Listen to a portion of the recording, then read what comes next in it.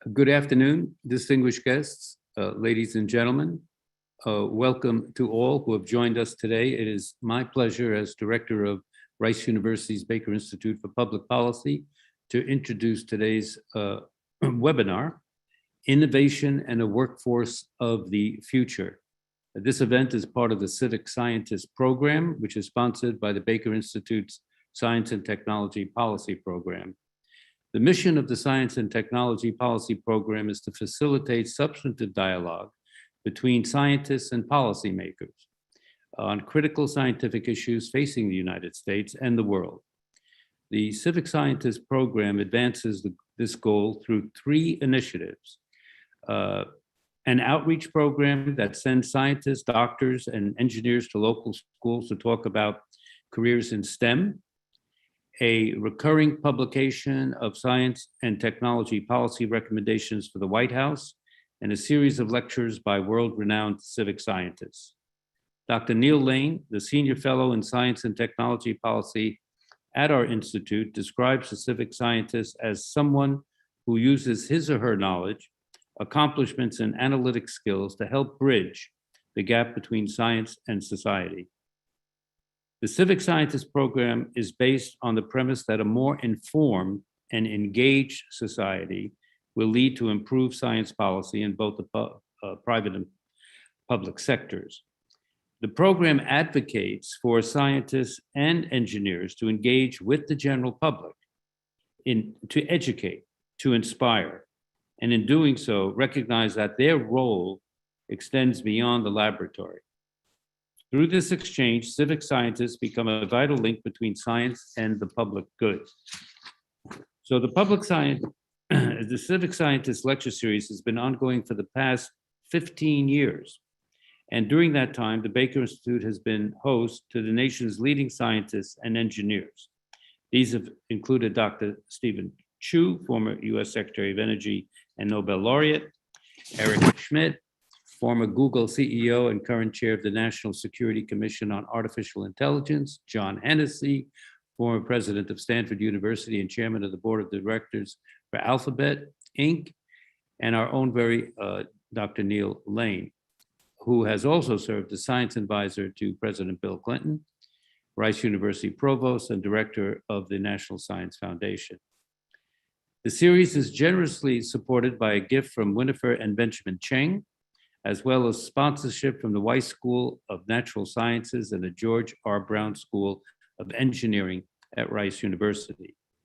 In addition, the Science and Technology Policy Program received funding for this event and others focusing on US scientific competitiveness through grants from the Kavli Foundation and the National Science Foundation. These contributions, along with the hard work and dedication of researchers and staff at the Baker Institute, allow us to feature discussions with industry leaders who truly embody the ideals of the civic scientist. And that indeed is our program today. It's now my pleasure to turn over to Rice University's President David Lieberman, who will introduce our distinguished guest speaker and who will be moderating the discussion and the following Q&A. David? Thank you so much, Ed, and welcome to everybody participating today. Thank you so much for joining us. We are going to try to address some of the most salient questions of science, technology, and society, including the impact on the future of work. And we are so delighted to have today Antonio Neri with us.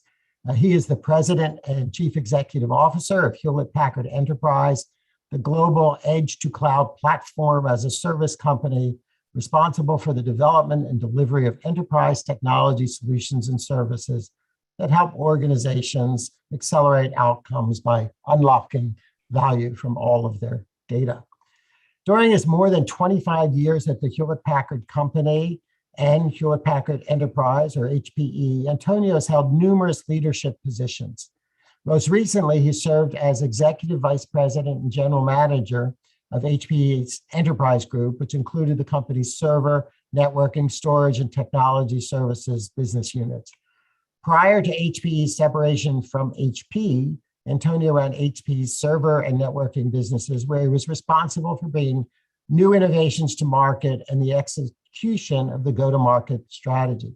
And before that, Antonio led HP's technology services businesses, which provided technology support and consulting services for HP's products and solutions. Antonio has led the strategy development and introduction of many breakthrough innovations at HP and HPE. And he's also currently serving as a director of Anthem Inc. He graduated from the Escuela Nacional de Educación Técnica in Argentina and attended the Universidad Tecnológica Nacional. He's also a professor of drawing and painting and brings experience on at least 3 continents. In short, he is both at the cutting edge of technology and a Renaissance man. He is an important voice on the role of technology in our society. Thank you so much for joining us today, Antonio. Now, Well, thank you, David. I just want to tell the audience before we get started that I'll begin with some questions, but please put your questions in the Q&A and we'll get directly to those eventually. So let's get started, Antonio. So I'm going to start with a topic very close to our heart here at Rice. Basic research is driven by, as you know, curiosity-based inquiry, and it has not really received consistent federal funding, with federal policies in particular now shifting to favor applied research and perhaps shorter time horizons. Yet past experience suggests that innovations arising out of basic research has led not only to technological developments, but also very substantial growth in the US economy. Of course, basic research is positioned toward the beginning of the basic research innovation economic growth pipeline. And so I wanted to ask, how does basic research, in your view, impact the work of a technology company like HPE and the products you develop? Can the work of basic research be funded and conducted by industry more? And how do you see the relative roles of industry and universities in undertaking this work? Well, David, thank you very much for inviting me today to such a prestigious, conference, and I appreciate you giving the opportunity for me to share my thoughts now that we are back in Houston in many ways, and to me that's an enormous privilege. I will say that company, we are as good at knowledge the people that we bring into the company. And research plays a massive role. And the question is how we do that in a balanced way. The way I think about innovation is in multiple forms, right? One is what we normally do in the short term, which we think about, 18 months or so horizons, where basically it's more an R&D oriented approach. Second is what I call the short-term priorities around research that ultimately enhance the roadmap between 18 months to 36 months. And then there is the research beyond 36 months. And Hewlett Packard Enterprise has all three going concurrently. Obviously, we are a company that never stops innovating, but our HP labs, and we maintain that brand for historical reasons, think about those 3 to 10 years horizons that ultimately think about what are the biggest problems that we need to solve for our customers and our society. Because our purpose as a company is to advance the way people live and work. It's not just for the sake of profit. And we have an obligation as a company to do that in a sustainable way. And obviously in the last 18 months, we have gone through a remarkable time. The global pandemic has changed a lot of things. Some of those changes are lasting and permanent. And when I think about some of the challenges we're living today, connectivity is one of the biggest challenges we have. It's just amazing that a country like the United States has so many challenges during the pandemic to get access to people. And we have done some amazing things in the company, like putting Wi-Fi in the parking lot so that kids and parents can drive by to go to the campus, download the homework, then come back and upload the homework. But as I think about the future challenges, right, obviously we have a climate challenge. And when I think about our technology prowess, it's how we solve the energy consumption in that long-term basic research that we have to do, because the world is not sustainable on the path we are on. When I think about inclusion, of making sure that we don't create a digital divide, what type of technology and policies together with the public sector we need to establish to make sure that we make that service, which is an essential service to everyone available. And there are other many things that we think about it. The future of computing technologies. We have been living in the Moore's law era, but now we live in a data era. And that computer architecture is no longer sustainable. So how we think about that in the future of computing, and we have come with new methods to solve both the exponential curve of data growth and sustainability in the way we process that data. So we have to partner, and the government has to be able to participate in that journey. And that's why we are always talking to them about what is important for the mission of the United States. Thank you very much. As you mentioned, HPE recently shifted its headquarters to Houston, and we, of course, think that was both a wise and fantastic move, and so thank you for that. But the reality is that the workforce is comprised of individuals that are located all over the world. And in fact, you yourself have worked, as I said, across at least 3 continents, so far as I could count. Correct. Very global career. So what have you seen as the challenges and benefits of building this internationally collaborative workforce? And how have policies, both nationally and internationally, impacted upholding and expanding this type of workforce? Are they supportive, or are they an obstacle that you have to overcome? And then, sorry to ask you compound questions. Yeah. That's what lawyers do at the end of the day. So the last piece of the question was, do you have any thoughts on what universities should be doing to prepare our students for this global work environment? But anyway, go back to the start. Just how do you see this environment, and what makes it work, and what will make it work better is one way to think about it. Yeah. Well, we are a company that's present in 172 countries with 60,000 employees all over the world. Very diverse in many ways, where gender, ethnicity, cultures, you name it. And what we do matter. We are super important, not just to business, but the communities we participate. And we do a lot with the communities, right? So we give back a lot to the communities. Our employees are very passionate about that. Now, the world of how we used to work has changed forever. That's a fact. And when I announced the move of the headquarters from San Jose, California to Houston, we were in the midst of the pandemic, and we were also in the midst of building a new site, which we're going to open at the beginning of February in Springwood Village. And that site was conceived in the way we're going to work in the future, which is way more distributed, way more collaborative. And ultimately, we need to bring new experiences for our employees. Obviously, the digital aspect of this are all embedded in this new way to work, but also understand the impact of culture. Because as a company, as a CEO, one of the things you think all the time is the culture of the company and how we do things. And so this new workforce is used to work in a different way, right? It's way more open, way more collaborative. Obviously, the entry barrier has been reduced dramatically because of the technologies with open source and other developer tools that are available today.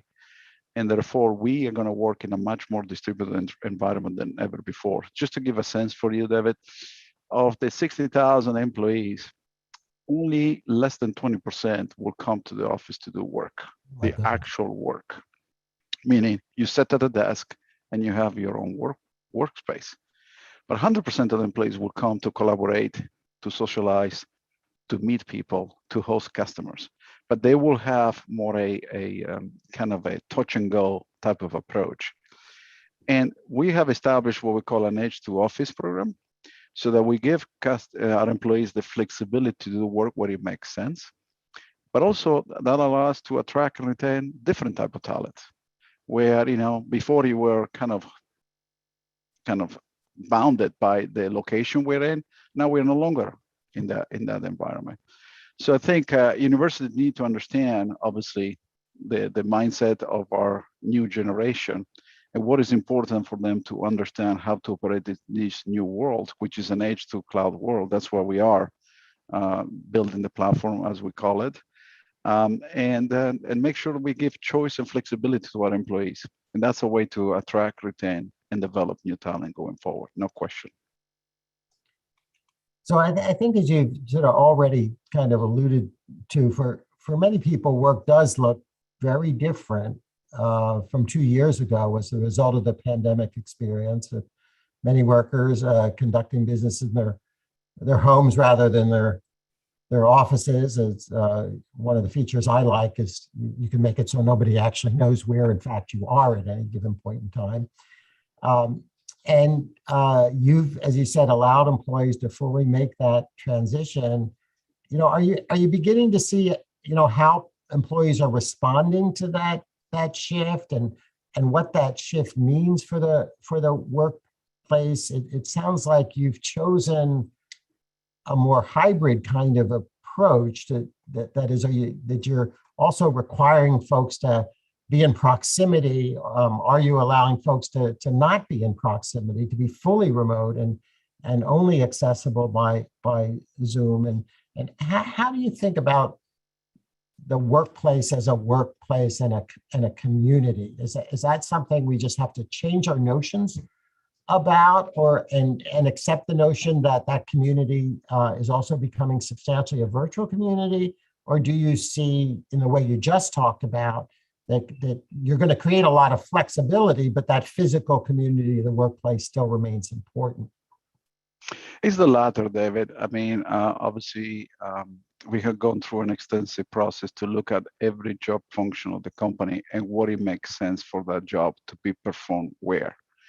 There are specific jobs that you have to be at the office. There is no question about it, right? So especially those who work in more the infrastructure space where you design in systems and you do prototypes, you're pretty much in the labs all the time.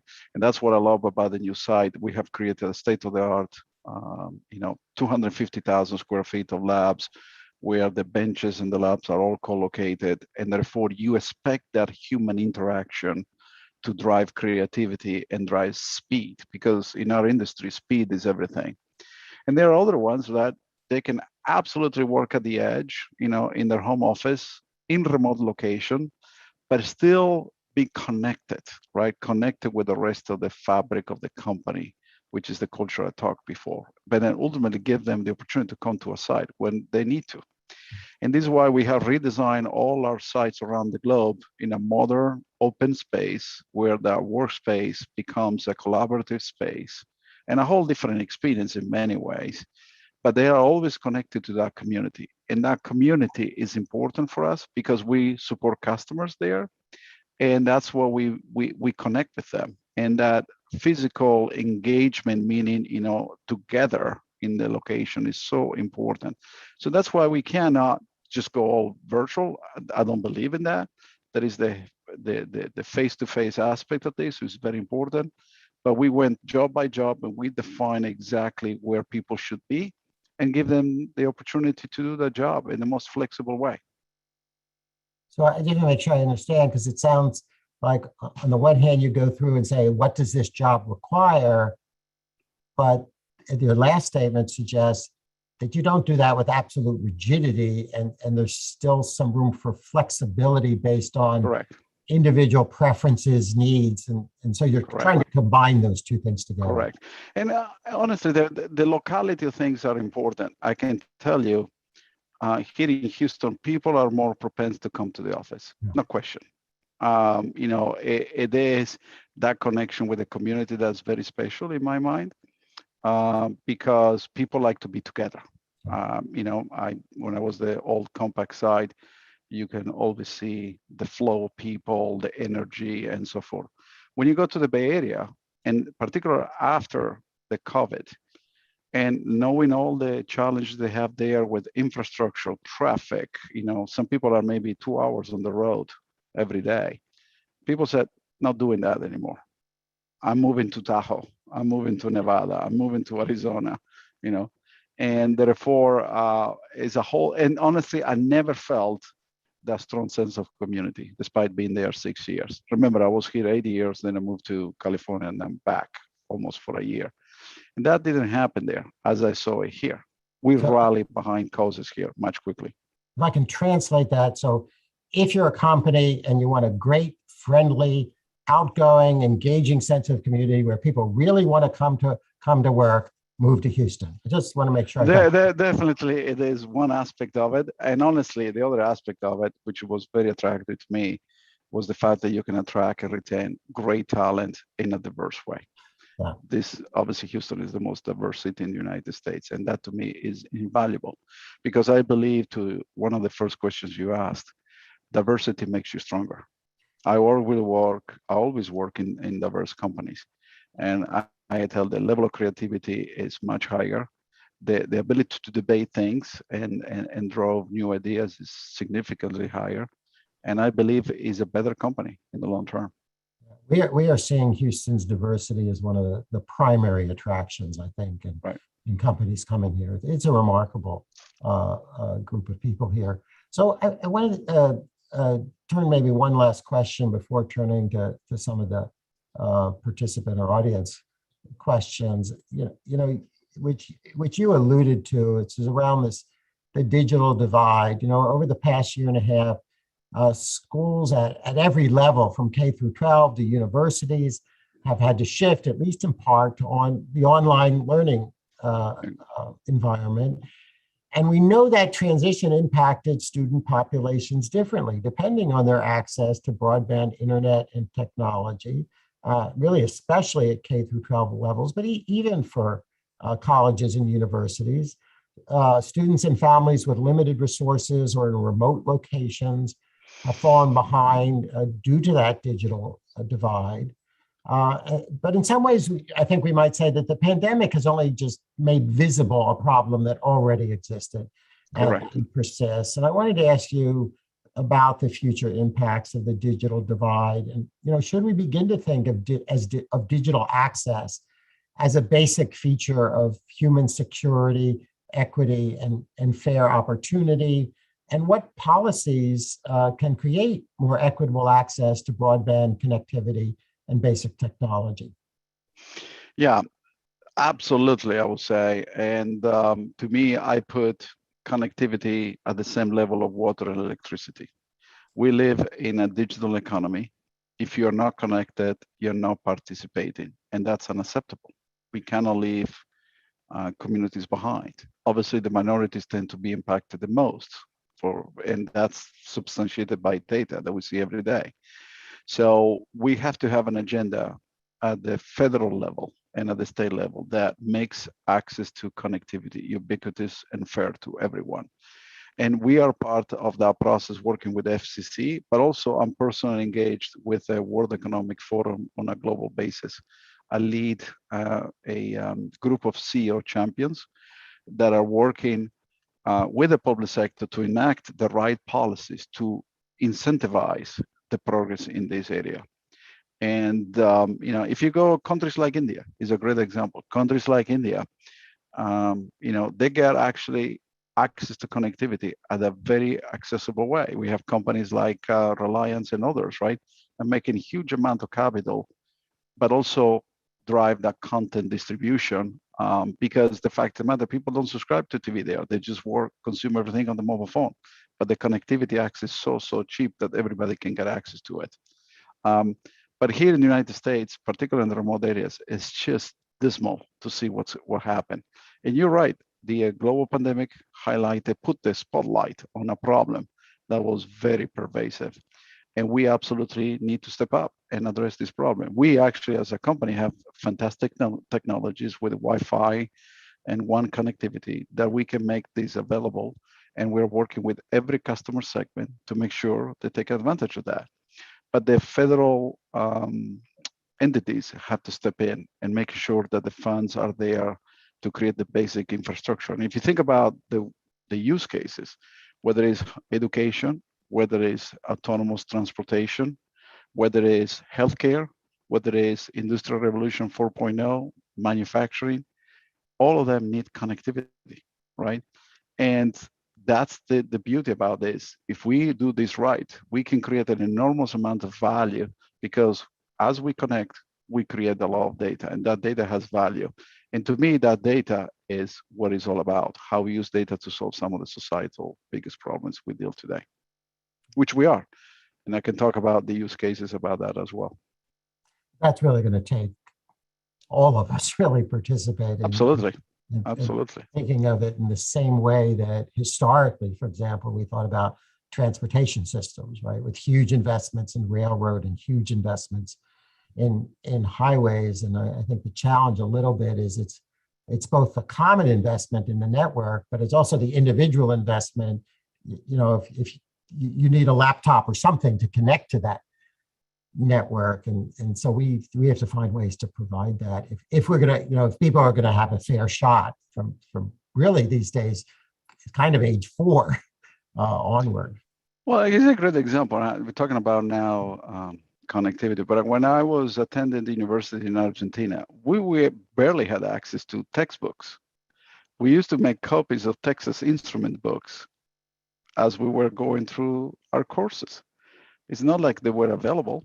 We have to go to the photocopy shop down in like a FedEx Kinko's, make the copies, and that's the way we grew up. And that was not easy for us. Right now, today is information is available at fingertips, but in order to get access to the information, you need to be connected. As you know, we have a great effort at Rice under Professor Rich Baranook, OpenStax, to create free college textbooks for all basic college courses. But unless you have a device on the other end of that, exactly, it's not going to be very useful. Exactly. So let me now turn to the audience questions and encourage folks to continue to submit them. We still have a fair amount of time here. And so let me start with a question that relates a little bit to Houston and to government policy. The Biden administration and bipartisan congressional leaders are placing a high priority on regional innovation, translation of research results to application, and inclusive workforce development. I'm reading from the question. Yep. Do you see Houston, you know, as you've gotten more familiar, as having the capability to be a leader in responding to these federal initiatives? Absolutely. There is an enormous amount of talent in this region that I think is not being utilized fully to the full potential. What we need to make sure is that we enable that talent to participate and create the right ecosystem. You know, we talk about not different than, you know, the Bay Area is the capital to attract all that investment. Here we can do that, and I see the early signs of that.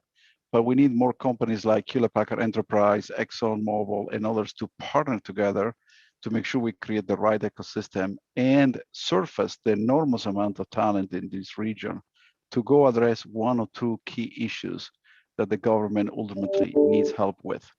And then the benefit for Texas, obviously, in Houston, is that obviously that innovation happens here, is a way to attract that talent and create a vibrant ecosystem over time so that companies that want to invest in new disruptive technology can think of Houston the same way they think, you know, about the Bay Area, not different.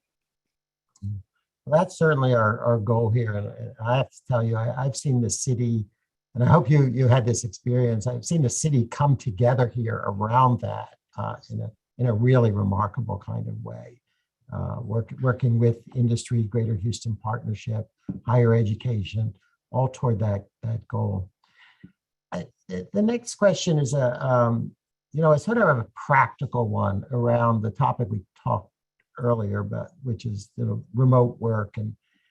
And the question that was submitted was, how do you think the skyrocketing prices of gas, electricity, heating, cooling, transportation will affect the workforce willingness or desire to work remotely? I will say here on campus, I think about equity issues around, do you have to pay for parking or not pay for parking each year? But that's another aspect to the thinking. You talk about just the traffic jams in San Francisco and the Bay Area, and how should this environment affect people's choices about where to live?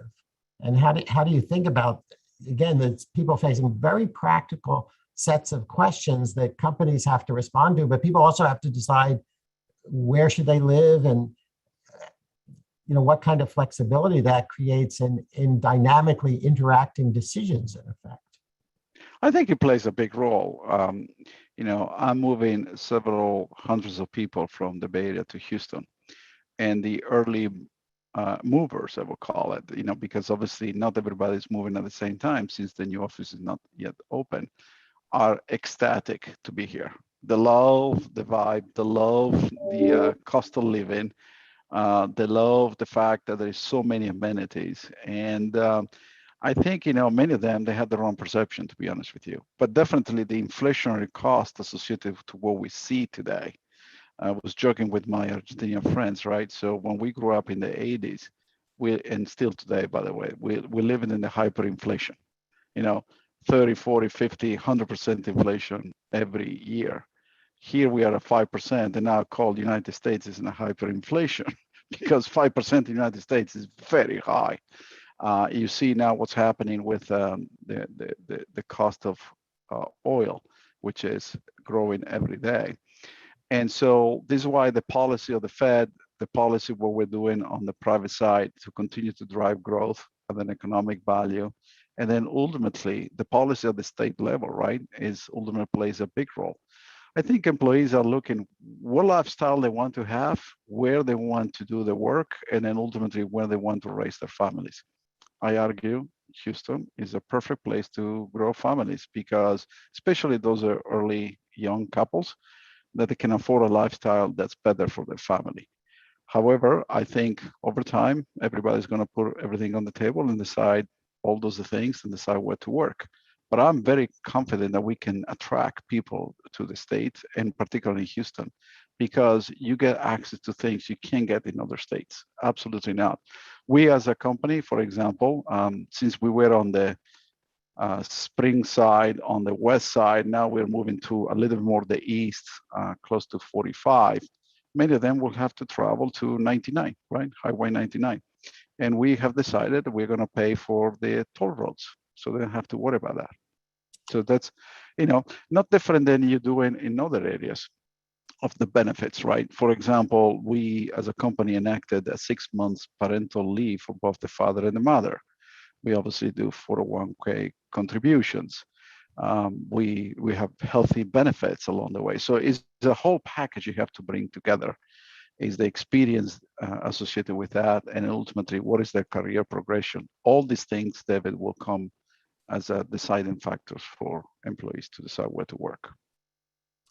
I'm going to move to another question kind of at the other end from the practicalities of navigating the work back a little bit to research. It's a very interesting question. Again, I think I'm going to read the whole question here. How can companies better communicate their basic discoveries to the scientific community at large? A review of the Nature database of the authorship of 82 leading journals in 2019 revealed that US companies had 80% or more authorship in-house. I think it's saying that most of the companies just have their own employees do that, indicating that the research took place within the company, not at a university. That's what the questioner says. There were only 10 companies with more than 2 publications, and 8 were biomedical. The total for all US companies was less than 200 such publications. So the question is, at the end of this, does the highly competitive nature of the global economy inhibit companies from publishing their basic research in the scientific literature? Or if I put that more broadly, just how should we think about the societal economic effects of the allocation of basic research function between industry and universities? And are you comfortable where we are in that, or would you like to see some changes around that? Yeah, I think it's a complex issue. I think it's one of the best kept secret, right? So we work with so many entities, university, private sector that do research. Let me give you an example. We work with an entity called the DZNE, that does research for Alzheimer and dementia. And we enable them with unique technologies that we both collaborate, where basically every year we take a CT scan of 30,000 citizens that willingly agree to do that over a 10-year period. And what we're doing with that technology and what we call a swarm learning approach with the AI is to model the entire brain that eventually will allow the scientists to figure out what the protein are related to these diseases so we can find the right cure. We publish a lot of papers on that, including the Nature research you talk about it.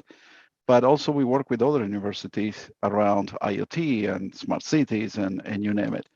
The problem is there is a fear factor, I agree, that ultimately is intellectual property. But what we do, we tend to give a lot to the open communities as a research function. We think about the future of memory-driven computing. We think about future of some of the key technologies that will enable that transition.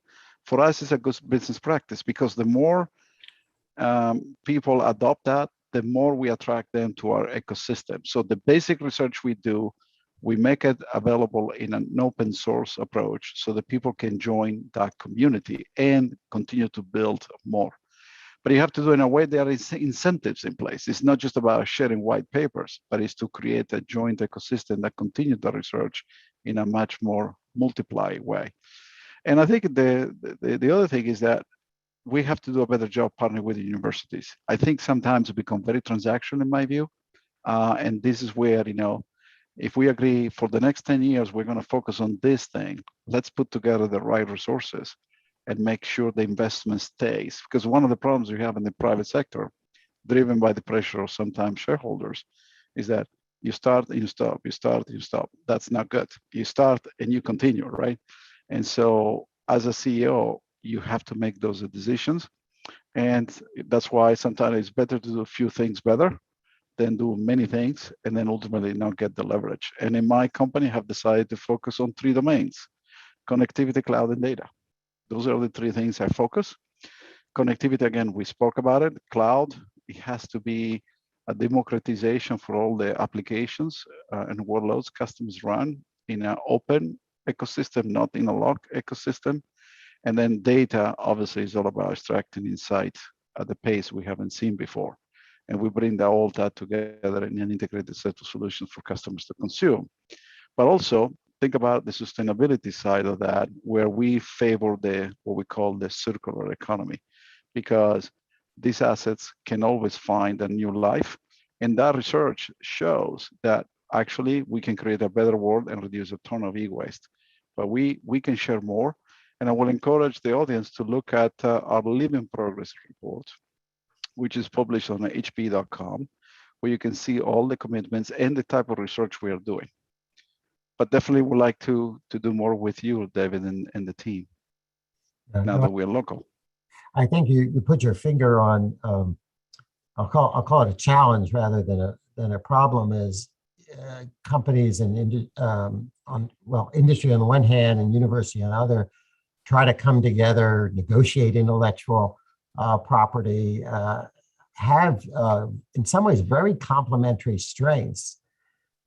But sometimes that turns out to just create some obstacles as well to align the priorities and incentives of all the actors. But we certainly have seen that if we can build those collaborations, remarkable things can come out of them. And maybe absolutely we need to put a little more effort in them. I have a question. So the questions kind of keep bouncing back and forth between, I think, the remote work thing and the basic research question. That seems to be where the audience interest has focused a little bit. And maybe this is more a question of whether you have advice for other companies and universities. Is, we all have a certain fear and reluctance concerning this new work environment. We're afraid about giving up that sense of community. We're afraid about ways in which we'll find new forms of unfairness exist between those who are commuting, those who aren't commuting.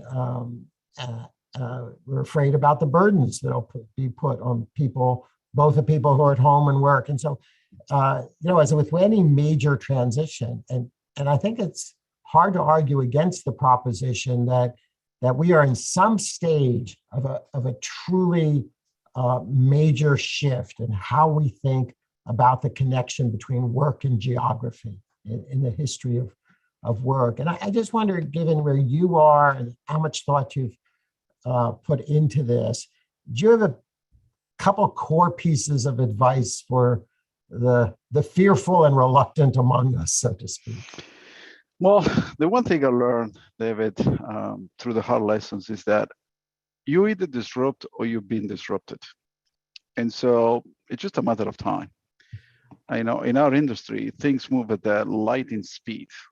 And we have a say, the future belongs to the fast, right? And so my only push will be, you have to embrace it and take control of that.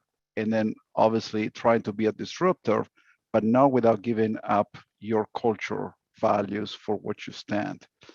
And therefore, don't be fearful. You just need to do is, courage over comfort comes first. If you're comfortable doing what you're doing, that's going to play against you sooner rather than later. And that's why in our culture blueprint, we have a clear, set of messages that we deliver to our employees. First, be purpose driven. Second is unlock experiences for employees, customers, and partners to the use of technologies. Third, accelerate what is next. Be bold, right? Be a force for good, that sense of community. And then ultimately put the we before the I. The we before the I. And that's what we do every day. We're trying to guide by those principles. But one thing I learned is I'd rather make a mistake and try than sitting and waiting to happen to you. And that's one thing that in our industry you have to do. Otherwise, you're going to be history sooner rather than later. And so you have to embrace it. And by the way, listen, all our employees are willing to give you input, give their opinion. And if you listen carefully, you will extract what the key messages are. And then you can rally the community of your own company behind 3 or 4 key things. And this whole H2 office program was not something that Antonio woke up one day and said, I'm going to do this. It was based on a series of interviews and employee engagement that we drove over a period of time to learn what it works. And in the last 3 years, our employee engagement scores, which is a conglomerate of 40 different attributes we measure, has gone up 20 points. So our employee engagement score is now 84. 2 years ago was 64. So clearly we had done some things right, but we have to continue to look at this with a different lens and continue to adapt. That's the reality. Yeah, the pressures are different on industry and university. We are in an incredibly competitive environment with usually many more competitors in our sector than industry faces. On the other hand, and you know this, having spent some of your career in Italy, which is the home of some of the other oldest universities in the world. So you have universities that are almost 1,000 years old at this point in time, like the University of Bologna. The notion of rapid change maybe comes with a little more difficulty sometimes. Yeah. The next question, I think, is a kind of very interesting one about the connection between kind of companies and inspiration and education. It says HP is a technology company. You rely on an educated workforce with a science and technology background. But being a scientist or engineer isn't always as popular now with kids. Rice's Civic Scientist program focuses on trying to demystify these careers for K-12 scientists. I'm sorry, for K-12 students. I know, this is the questioner asking, I know HP is interested in promoting careers in technology. And can you tell us a bit about this work your company is doing? Well, I mean, if I take myself as an example, right? I became the CEO 23 years later. I joined the company as a call center agent supporting customers on the phone. And two different languages, Italian and Spanish. At the beginning, when I joined the company, actually, I failed the English test. So, but there was a hiring manager that valued my technical skills, my attitude, and obviously my other two languages, and he took a chance on me. So there is a part of this, you have to take a chance on people first, give them the opportunity like HP did with me, and then develop the right talent along the areas where you want to play and win. I talked before about where we really focus on connectivity, cloud, and data. But then also engage early on the institutions where you also shape what type of skill sets we should be developing going forward, and start not just at the PhD level, but start at the apprentice level. I was an apprentice. You know, when I went to the military school inside a school inside a military base, although I was not a military person, I was an apprentice. I basically learned electronics to repair radar and sonars, and I did my high school while I was working. So there is value in every aspect of this, but there is no question here in the United States, we have to bring back people into STEM, because definitely that has been a challenge for us. And then make sure we shape these right skill sets going forward and give an opportunity for people to practice what really they like the most. But it's a combination of journeys we need to bring along. And ultimately, our company can adopt any of them. But we have to be able to work with you and any other institutions like we do today.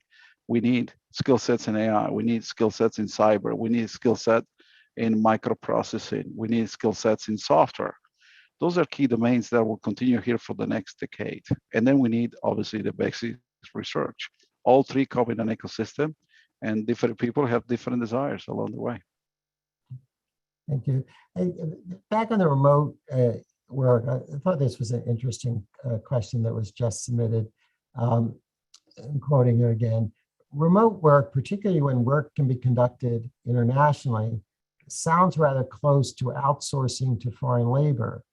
How can companies balance attracting the most capable employees regardless of country of origin with promoting local talent as a matter of responsibility to the community in the company's locality?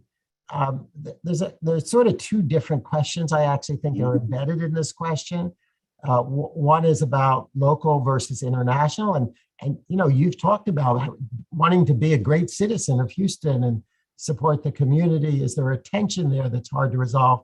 But I think the other question is, you know, how you see the full employment relationship versus the gig kind of relationship. Is that a decision you've made, or does that then just depend on the nature of the task? And how do we think about both local and global welfare almost simultaneously in this context? Well, first, David, we are a global company, no question about it. I mean, you know, we do business everywhere. We do business with Texas, we do business with the federal government, we do business in 172 countries. But my philosophy, remember, one of the most important jobs that a CEO has is to plan succession. Plan succession. You know, in the end, I'm here in transit. How long that transit time is, it will be dictated by many factors.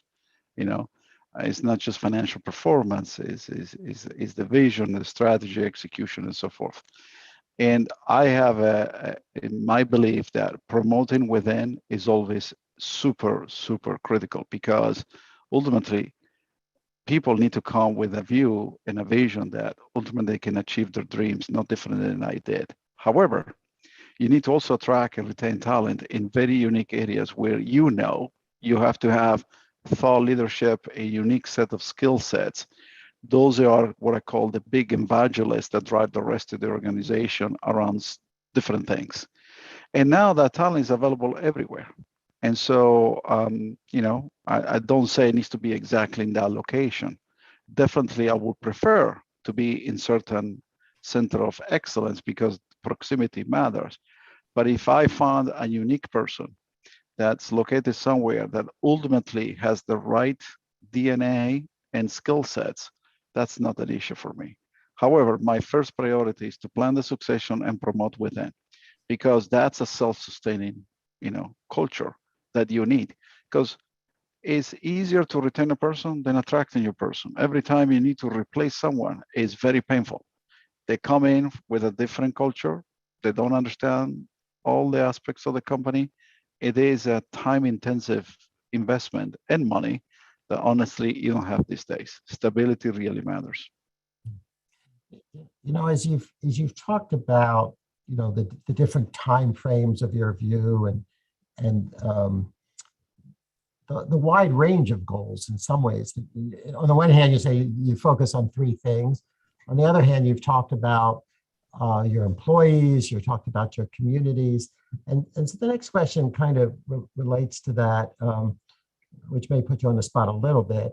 How can public companies lessen shareholder control on more risky but rewarding research, especially some less profitable in the short term, but potentially transformative research? And so if I rephrase this a little bit, is, you know, looking at our systems of corporate governance in a way, and the role of boards and the role of shareholders, do you think we have the right incentives in place, both in terms of short term and long term, but also in terms of our broader sense of community and equity? No, I don't think so. Now, every company is different, every board is different, every CEO has their own views, right? So we generally here, as US companies, we are very short-term minded. Absolutely, no question whatsoever. It's the next quarter, it's the next quarter, it's the next quarter. But as a CEO, you have to have the will and the fortitude to say, this is what I'm doing for my customers and partners, my communities, and my shareholders that will benefit over a longer period of time. And therefore, my capital allocation will be allocated this way. And part of that has to be exactly to the long-term research, because ultimately, you're as good, as I said early on, as your technology and your people, right? So we are investing in people, we are investing in communities, we are investing in technology. Some is short-term because opportunity arise, and some is long-term, right? And that capital allocation framework is so important. If you live in the hands of the shareholders, it's very simple. Give me all your cash through dividends and buybacks. That's not the way to create a sustainable long-term strategy. That's basically doesn't work. And to be fair, some CEOs do that. It's a financial engineer. I have no desire to do that, no desire, because my job is to position HP into the next decade and the next decade, not different than what Bill and Dave did, right, when they founded the company. So, but that takes will, honestly, and deal with the consequences of that, because in the end, you know, shareholder pressure can come in and say, we don't like that, then the CEO is out of his mind, then we should have a new one. I'm fine with it. That's not my issue. But the board is behind what I'm doing, and that's the important part, that the board and the CEO are united and deal with that as a one unified front. But to the question asked, no, I don't think the country is incentivizing long-term. Absolutely not. Now, I deal with other countries, including China, which they think 50 years, right? They think 50 years. We can disagree on all the other things they do, but you know, they don't think about the next quarter, right? That's the challenge. So I want to take that as a segue to, I think, what will likely be the last question. And so you mentioned China. So on the one hand, we live in a world in which we have companies that span the globe and draw their employees from all over and bring them together in collaborative environments. On the other hand, that's not quite the way the governments of the world work. And they seem perhaps more in the competitive to conflicting vein, particularly right now. The certainly challenges in the relationship between China and the United States across a wide range of issues, but that's not the only difficult bilateral relationship. And the question that came in is, you know, how should we think about that? How should we think about China or Russia as competitors or collaborators? And how do you think about that as a corporate leader, thinking about your workforce globally, your clientele globally, and yet it's against this background of I'll just say challenged geopolitical relationships? Yeah, David, is a big challenge. Is a huge challenge, I don't know. You have the answer per se. My only point here is that we are focused on our customers first and foremost, and second is our communities where we do business with, um, and then work with our United States government to make sure they understand what the right policies should be thinking about it, notwithstanding we have an obligation to protect our national sovereignty, our data, our intellectual property, and so forth. And that's the challenge we are navigating through these days. I mean, think about what's going on today. There is a massive shortage of commodity and supply, particularly in the technology sector. Everybody speaks about the shortage of chipsets, right? Well, the fact of the matter is that a lot of these are manufactured between Taiwan, Korea, China, Malaysia, and so forth. Very little is done in the United States. So now we are thinking about what the long-term ramification of that is. We own a lot of the intellectual property, but then we build it somewhere else. We ask someone else to build it for us. And that's not sustainable, right? On the other hand, creating antagonistic views would not help us because ultimately there is the retaliation, there is all these policies that go back and forth. And we need to have a concerted effort where through dialogue, we find what is the best outcome for everyone, understanding their national interest anyway. But there are certain things we will never give up control of it. So I think the private sector has an obligation to feed as much knowledge and education, because that's the one thing I find out with our system, right? Every 40 years or every 2 years, right? You have new people you have to talk to and share, what you know, and ultimately give them the information they need to make the decisions. And on the other side, we have people that potentially are there for a decade plus. I was engaged a few times with President Macron in France, and through his journey, he was trying to establish a longer-term agenda, particularly around innovation and investment capital. He has made good progress over time, right? But he took more a medium position, and yet, trying to work at the European level, right? Especially with the Germans and the British, how that's going to work. But again, it's not an easy answer right now, David. But definitely our first obligation is to protect our national interest. And then from there, be smart about how we approach some of these issues. Well, thank you so much, Antonio. We are so fortunate to have you here in Houston and HPE. And we're also really fortunate to have you as a visionary leader in the technology sector, kind of really addressing these questions. So thank you so much for taking the time to be with us today. Well, thank you, David. I appreciate the opportunity to speak to you and the audience. We are proud to move the headquarters to Houston. We are proud to be part of this community, which I consider Texas, Houston, my home. I'm a US citizen, but I have been now in the United States for more than 22 years. And this is my home, right? So be able to do something for the Houston community is an incredible privilege for me. And obviously anything I can do to help and give back is always welcome. Thank you very much. Thank you. And thank you also to our great audience today, great questions submitted. We welcome your participation in the Baker Institute Civic Scientists series and other ways to engage with Rice University. So to everyone, have a great rest of the day, and we'll see you next time. Thank you. Bye. Bye-bye.